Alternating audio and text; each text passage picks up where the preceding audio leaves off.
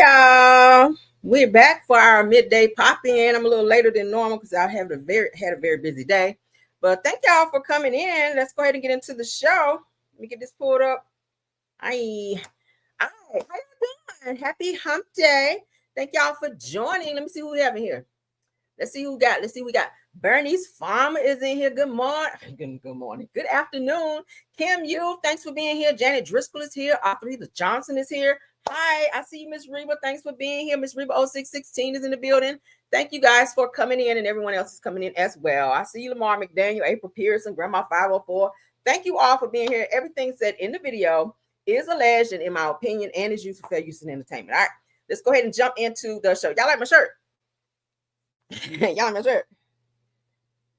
Oh, it said I can't, I'm busy. Y'all see that? So yeah, honey, that's my shirt. So I can't, I'm busy. All right, let's get into the show. All right. We got some topics. We don't have a lot. Y'all know pop-ins are in and out, okay? But we get straight to the tea, and that's what it be. All right. Yay. All right, so let's get into it. According to the Girls Are Fighting, say I love the shirt. Yes, okay. According to the Girls Are Fighting, you guys remember the security guard that sued Cardi B, I want to say like a month or so ago, and lost in court because their stories were kind of conflicting. Well, it says the security guard who lost the lawsuit against Cardi B is requesting a retrial. This girl is not letting it go. Like, she really wants this money. She really wants this money, even though she started this situation. Now, she was supposed to be working at like a doctor's office, but like in the garage, where she was supposed to be securing the perimeter. Well, when she saw Cardi B, who at the time was pregnant, she followed her and proceeded to film her with her phone. After Cardi asked her, "Are you filming me?" She was like, "No," but she was secretly recording her and followed her up several floors to the doctor's office where Cardi was going. If you guys, we talked about the trial, we covered it. I even showed video. But anywho, they got into this argument, which led into a physical altercation, and Cardi wound up, the girl wound up suing Cardi for X amount of millions of dollars and lost the case. So now she's coming back and wanting a retrial, which I think is the dumbest shit ever. But let's go ahead and read what they're saying. All right. Girl. All right, so security guard who lost the lawsuit against Cardi B is requesting a retrial. So Cardi B's courtroom drama is not over yet. Y'all know she's very pregnant now, okay? It's given that the last encounter she had with this girl, she was pregnant. During the trial, of course, she was pregnant with the baby she's pregnant with now. So now that she's very pregnant, she got to sit in court again with this bullshit. Like, girl. So the security guard who lost her $24 million lawsuit against Cardi B is now demanding a retrial, claiming there was irregularity in the process after Cardi's allegedly threw a pen at someone outside the courtroom during her trial. What did they have to do with her? So Ellis's lawyer says jurors might have seen the outburst and could have been intimidated by it. Said that Cardi said that she was just defending herself after being disrespected with questions about her pregnancy with Stefan Diggs. So a judge hasn't ruled as of yet, but the motion has fans talking. So there may be another possible trial, which I don't see that she has any basis to go back and ask for a retrial in this case that she lost, like hands down. You didn't really have any body to testify. So now you're going to use the footage from social media where Cardi threw an ink pen at someone for disrespecting her as she was going to her car after the trial. Like, girl, get over it. You're not getting no money. You're not about to be this a rich person by way of get rich quick scheme. It seemed like what you're trying to do here. You approached her, you followed her, you disrespected her private space, and among other things, and you were fired from your job in addition to doing all of these things when you're supposed to be securing the building, not fanning out over someone that was trying to go to their appointment, which is what Cardi was trying to do. You shouldn't have said anything to her. You shouldn't have followed her, okay? It was too much. Now your ass is pursuing money from her because you feel like you can get a few $1 million. And the judge said no the first time, and now you're back. Moving on, child. All right, let's talk about some Melody Sheree. We haven't talked about her in a little while. I saw a post today. I said, oh, let's get it. Let's get into it because she is doing some things. So let's talk about it. According to Pretty Hustles, November 5th, which is today. This came out today. All right. So we on this. That's how on top of it we are. All right. So it says how Melody Sheree turned a childhood skin condition into a 7-figure beauty brand for Black women. Let's get into it. That's a good picture. Makeup, faces beat. I like the wavy look in the hair. Cute. Eyelashes, all right, little, darkness under the eye. I love it. Eyebrows are giving. Okay. Yes, I love all of that. I love the natural nude look, all of that. Okay. So whoever beat the face here, probably Lauren. This is like one of the pictures Lauren might have done. But shout out to whoever did it. Let's get into what it has to say. Okay. All right, so when beauty meets purpose, legacy is born. And that's exactly the story of Melody Sheree, known to millions as the breakout star and executive producer behind Owns Love and Marriage Huntsville. Melody Sheree has always been more than television. She's a visionary, a business mogul, and a woman whose resilience built an empire, not from comfort, but from challenge, faith, and unshakable belief in herself. It goes on to say that today, Melody stands at the helm of Seventh Avenue Beauty, a thriving seven-figure beauty and wellness brand crafted specifically for ambitious, on-the-go Black women. But her journey to entrepreneurship didn't begin with fame. It started with a childhood skin condition, humility, and great-grandmother's wisdom. All right. Says, meet Melody Sheree, creator and owner of Seventh Avenue Beauty. Let's continue. From childhood breakout to CEO brilliance. All right. Let's get into it. Growing up, Melody faced a skin condition called pityriasis rosacea, which caused inflamed breakouts that spread across her back. Now, her great-grandmother would mix special ingredients to soothe the flare-ups, rituals that planted a seed in Melody long before she knew what entrepreneurship meant. She said that I learned a lot about beauty, skincare, and healthcare from her. I made sure many of those things were incorporated into Seventh Avenue Beauty, according to Melody. It said that what started as a personal battle became the blueprint for a brand that now serves hundreds of thousands of Black women seeking healthy, radiant skin. Pivoting with power from TV star to beauty mogul. Come on, mogul. Says that after navigating a highly publicized divorce and years of reality TV drama, Melody did what real hustlers do. It said that she pivoted with grace and purpose. Leaving the show at the start of 2025, she locked in on expanding her legacy beyond the lens. It says that despite already becoming a millionaire by age 28 and dissolving businesses tied to her marriage, Melody built, this time independently. All right, so let's get into what she launched. She launched a real estate and business design company, an award-winning TV, film, and production company, Seventh Avenue Beauty, her own jewel. This wasn't survival. This was elevation, okay? A brand built for Black women by Black women. Let's scroll up so you guys can see the picture as I read, okay? Y'all pardon my sniffles. I got a little cold, okay? Seventh Avenue Beauty products are intentionally formulated for multitasking women, mothers, and entrepreneurs who pour into everything and everyone and still want to glow. Behind every formula stands not only Melody's vision, but the brilliance of Black female chemists with 19 years of experience, ensuring ingredients and results speak directly to our skin texture and beauty needs. The key is connecting and branding trust, Melody says. She says, I listen to my fans and I want to serve them. Her audience listening to nearly 1 million followers strong. Okay, come on. Cute blue. All right, so it says that breaking records and breaking barriers. Now, in 2024, TikTok named Seventh Avenue Beauty one of the top Black-owned brands in Alabama. Shortly after, Melody shattered TikTok live shopping history, drawing 1.6 million viewers in over 8 hours. It says that that's not just influence, that's impact. Legacy in motion. With 4 children, multi-businesses, fashion collaborations, and a production empire, Melody Sheree is rewriting what single motherhood, entrepreneurship, and Black women brilliance look like. She says, I want to be remembered as a strong, unmovable, unshakable mompreneur. Okay, come on, who showed love and rebuilt an empire, Melody says. She says, every time someone uses our products, they feel a piece of that love. So from childhood pain to powerhouse success, Melody didn't just build a brand, she built a movement rooted in resilience, beauty, and Black women excellence. And she's only getting started.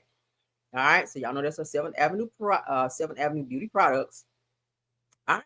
So at the end here, it says, meet the brand that loves Black women out loud. Says, because when Melody Sheree pours into her community, she pours from a full, healed, and purpose-driven place, and Black women everywhere are glowing because of it.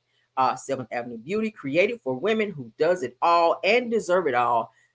If that's you, then it gives the shop tab here where you can click on. So that's the end of it. So she has a segment here where they honored her by having her on their Pretty Hustles fan page here with her Seventh Avenue Beauty, where they're talking about how it originated and what she's actually doing in other business ventures, and doing all of that being a now single mom, since you guys know she is divorced from Martell.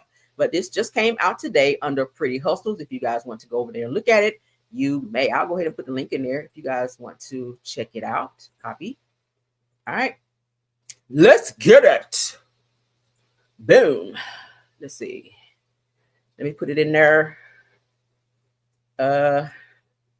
Paste. Oh, wait, paste. Yeah, there we go. Boom. All right, so that's the link if you guys want to check it out. All right, let's move on. All right, so next topic, according to Neighborhood Talk, Winter Blanco with a message for Chrisean Rock and her best friend Marsh. Okay, y'all know her best friend Marsh is who usually takes care of Chrisean's baby when Chrisean is out doing some stuff like Zeus or whatever she's doing, business related. Okay, she's kind of like a babysitter, a hired babysitter for Chrisean whenever she can, because she don't watch her own kids because she's had several CPS visits.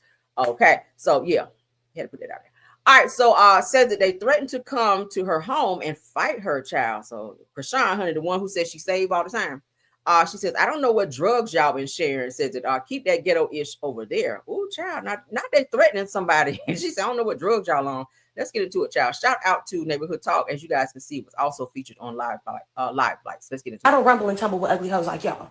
Keep that ghetto shit over there, babe. So I'm sitting here chilling, being gorgeous, per usual. And I get a call from a random number, which, mind you, I got a call from this number a few days ago, but I didn't answer.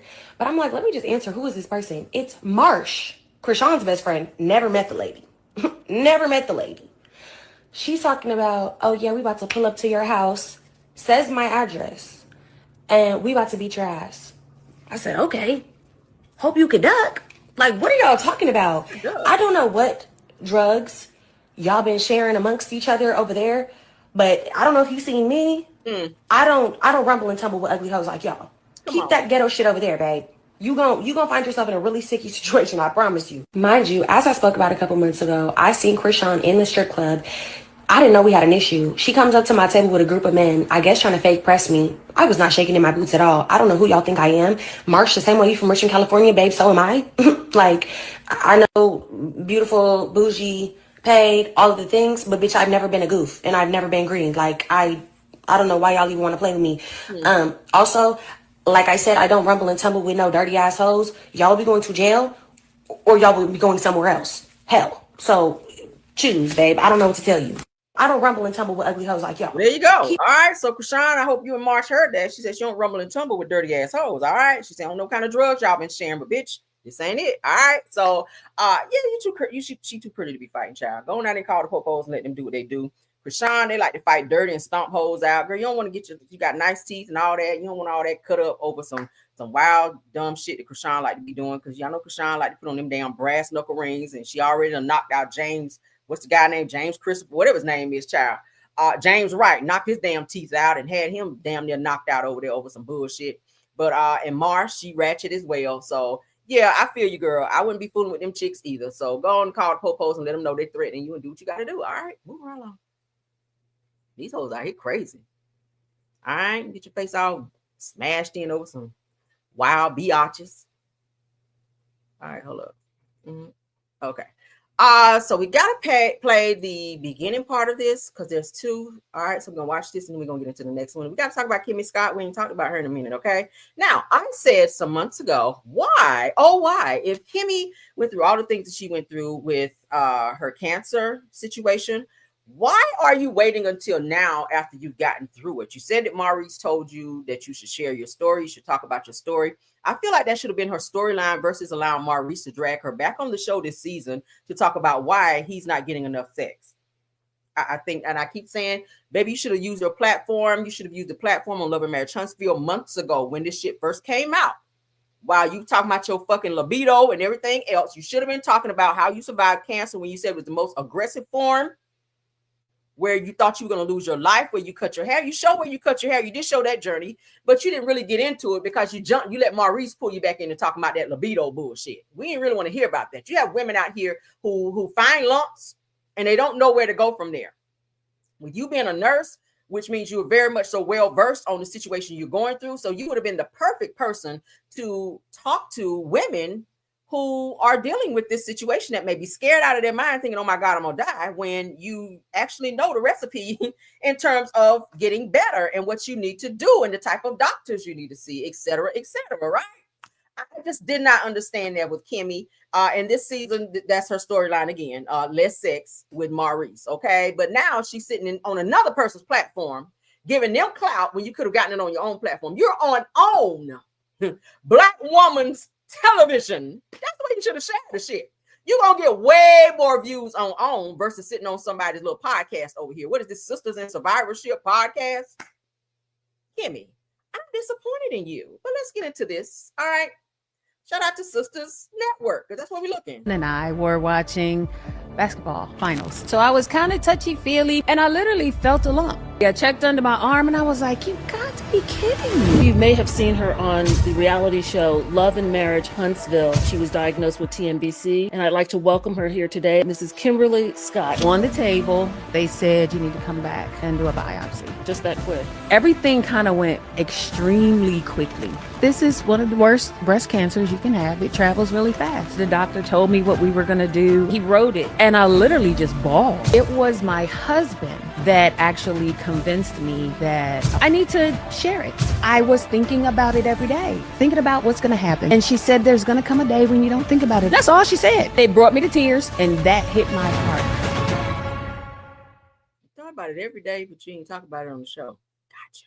All right, so let's get to the actual pieces of the interview. I'm interested in seeing what all she has to say, but we do have some clips here from the interview that we're going to look at to see what Kimmy has to say. We haven't talked about Kimmy in a while, and I'm very disappointed that she chose not to use her own platform to talk about such a very serious situation and how she got out of it. If you said Maurice told you to talk about it, again, I don't understand how you allowed him to coerce you into this stupid ass, storyline that you guys are giving to people this season. All right, which is the same bullshit we've seen. But let's get into it. Okay. So episode 3 of SIS, which is Sisters Network, I guess, Sisters something network, Sisters in Survivorship rather, podcast is now available everywhere. Watch the full episode on YouTube with reality star Kimberly Scott of Love and Marriage Huntsville. Let's get into it, and here we go. 34, I think, of radiation. That was very intensive regimen. Yeah. He wrote it on the table, and I literally just bawled. Midway through, I had some breathing issues that they thought was abnormal. And they were looking at me like, that's not this. So they took me off of chemo for about a month. I have people that call me and they'll say, oh, you were so strong. I'm like, girl, I cry. It took me a minute to get myself together. It didn't make me feel like my faith was dashed because it took me by surprise. You struggled. I struggled with it. 22 rounds of chemo and 34, I think, of radiation. That was very... So she went through 34 rounds of radiation. See, that's a huge story, girl. You could have shared that. You really could have shared that, okay? In addition to being stressed out over a cheating ass husband. But let's continue, okay? It says you can struggle and still stand. Let's get into the next part. I've learned in life is that every single thing that happens to me happens for a reason. Any person listening to this podcast can say a word of encouragement to somebody, say it. If I can reach one person, help them go get a mammogram, walk with them, encourage them, that's my goal. We can do it. Life, love, Jesus, my spirituality gives me hope for everybody. And the fight to keep trying to figure out how we can make this face look different. What I've learned in life is that every single thing that happens to me happens for a reason. Any person listening to this podcast. All right, let's see. All right, so they said watch the full conversation on Kimberly Scott on SIS, which is Sisters in Survivorship, Faith, Resilience, and Real Stories That Save Lives. Again, you had your own platform, love, several seasons that you could have, even if you wanted to break your story up into different, sections of what happened in your life with this story. There's a lot of women out there that's interested in how you survived cancer, love. That's huge. That's huge. You shared a little bit. You showed a couple, a small little emotional moment where Maurice fucked your hair up in the back. But after that, I mean, they talked about when you found out because they told Tisha, and they did a little fake crown, and that was it. We ain't seen nothing else. So you guys are back this season. They're back on, I think, the 15th of November, and she's arguing with Maurice because Maurice is saying they're not getting enough sex. So you had all this going on, 34 rounds of chemo, and you are fully over this thing called cancer, and we ain't heard shit about it. And you were giving another woman clout when you could have done it on your own. That probably would have helped fucking ratings because they've been low. Definitely this season, that definitely would have helped the ratings. I mean, am I being too insensitive?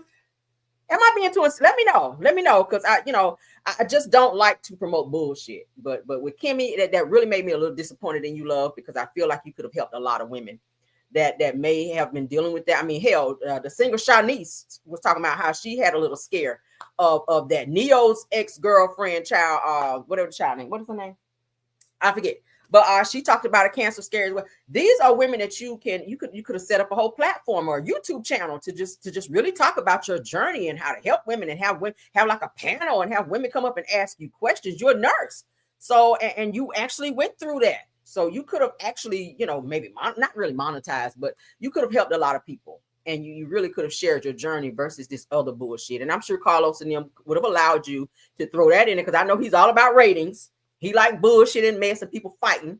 He wants y'all fighting on there. You see they done brought Wanda's ass on there this season to stir up the pot and have people going back and forth. Y'all know Nell Fletcher is the whole villain this season after she sat up there and was fake friends with Mel and acting like she was there for Mel while Mel was going through a bullshit with Martell. And then you were talking behind Mel's back with the same people that's in your ass this season. And I ain't mad about it.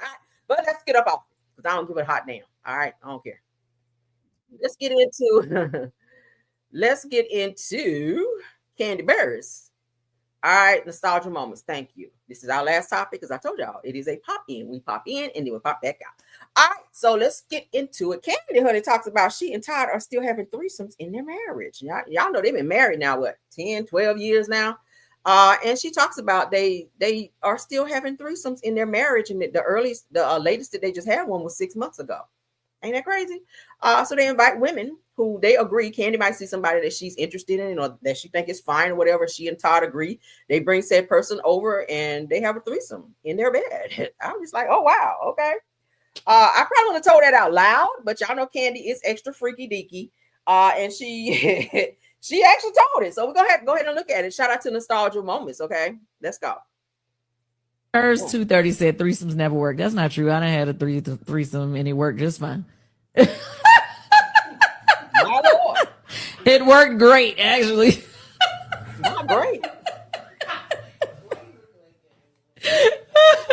Anyway, I feel like Kandi and this little pussy. It's the communication. This little pussy's just hot. You did. What are you talking about? I'm just saying it's the communication on it all. But I think that would you think that stepping outside the threesome? Hell yeah, that's cheating. Okay, so that's you answered the question. Like it's based off of what their communication was. Like some people, like she said, without telling him, meaning he's not knowledgeable, sis, that she's going to get a little shit turned up. Okay, sis, you cheating. You cheating. Right? Thank you. You cheating. Now back to you and these threesomes you be having. Nah, we can get off that. I didn't see it's so said like you be having, like as if it just be all the time. Oh, I ain't around there with your shit. I don't know. That's why I'm asking. So what? You and Todd, y'all be fucking hoes or y'all don't fuck hoes? No? Like what's going on? Wait, what?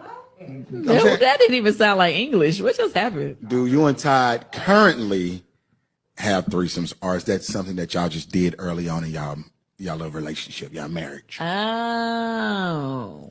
Like, do you see a chick out and be like, I hit that hoe? Type like, I hit that hoe too. I hit that hoe. You mean like randoms? No. I know you don't do random. Y'all too famous for that. You too, you know what I'm saying? Too much. Well, do out of town count? Yeah. Out of town. See you later. We don't live in this hotel. I'm done. You getting a little squirmish over there, cuz? Yeah, because I'm like, how much do I really want to tell I'm done. you? I don't even care. I just want to, you know what I'm saying? It's not often I get it doesn't happen that often. Okay. It don't happen that often. It's not Has often. it happened in the past 6 months? Yes. Oh, well, wait. Oh, okay. All right, the last 6 months. I just leave it at that. Curves 230 said threesomes never work. A lot. I mean, you and Todd been married long enough for y'all to be able to figure out how to please each other without all that extra shit. Because I feel like I'm a strong believer. We kind of touched on this morning in Car Chronicles. I'm a strong believer that you got to start out the way you hold out. If you introduce your partner to something and they like it, you can't take it back. I can't say, oh, babe, taste this. Maybe I shouldn't have said taste this. Let's in a way of food. Let's talk about food. I can't say, oh, babe, this is so good. Taste this. Oh my God, taste this cheesecake. Oh my God, it's everything. And then I let you taste it. Then I say, okay, we can never have this cheesecake ever again. You're going to be like, bullshit. Like, I want another slice right now.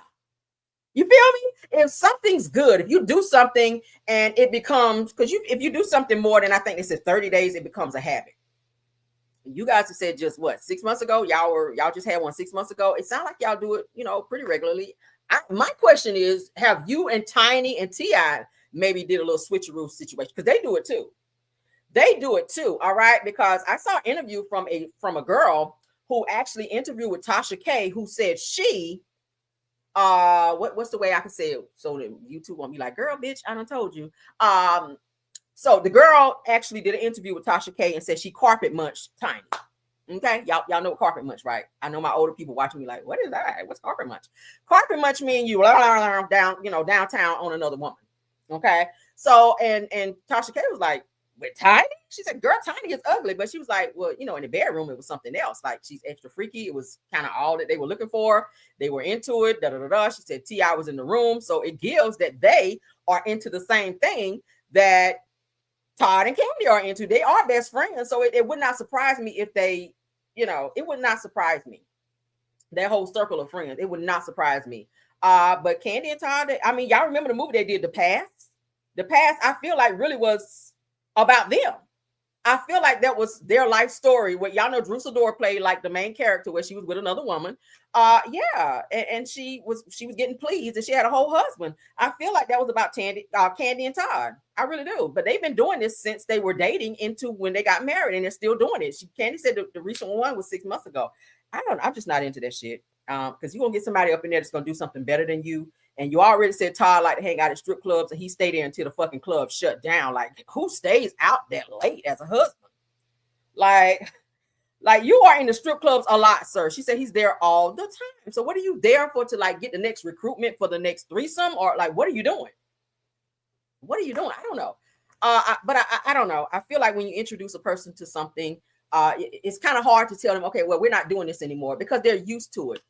They're used to getting that, and they're used to that extra hand or that extra leg thrown over them or extra tongue somewhere that maybe shouldn't be, versus just being with that person. So you're training your partner to always have a third person there to please you, when if you get your head right, you can be that third person. And I keep telling y'all, I don't tell my business, but shit, I don't need nobody else in my bedroom. My husband will tell you, we've been together almost 20 fucking years, and we've never had a threesome, and he is satisfied. Okay. Caramel will do that shit, and we don't need that. I ain't got to worry about him stepping out, because bitch, why? I could be 3 people. If you need me to be, if I get my head together, I can be 3 people. We can be 3 people. We can absolutely be 3 people. Okay. Oh, absolutely. Absolutely. Okay. I got insurance, Aetna, honey. If we, whatever, we going down there to the hospital, be like, look, I got Aetna, fix your girl up. All right. We're going to get right on back in the game. But, that's just what it is. I don't agree. We'll play it one more time, because baby, I'm sitting here like, bitch, you setting yourself up for failure. But they've been married, like I said, 12 years strong, and I guess it works for them. But that's not true. I done had a threesome and it worked just fine. Jesus. Oh, Lord. It worked great, actually. Oh, great.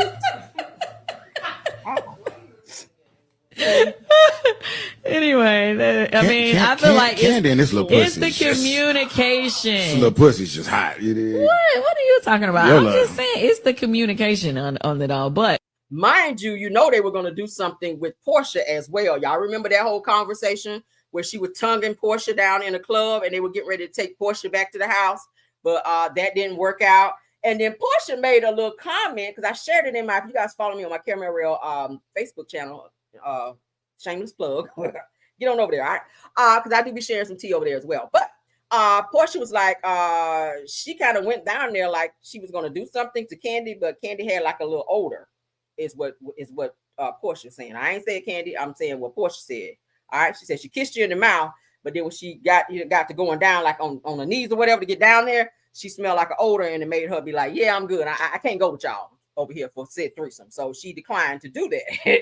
and yeah, so they never got around to it. But I think that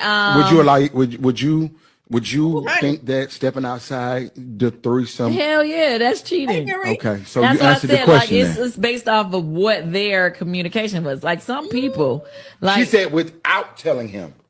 Meaning he's not knowledgeable sis, that she's going to get a little shit turned up. Okay, sis, you cheating. You cheating. Right, thank you. You cheating. Now back to you and these threesomes you be having. Nah, we can get off that.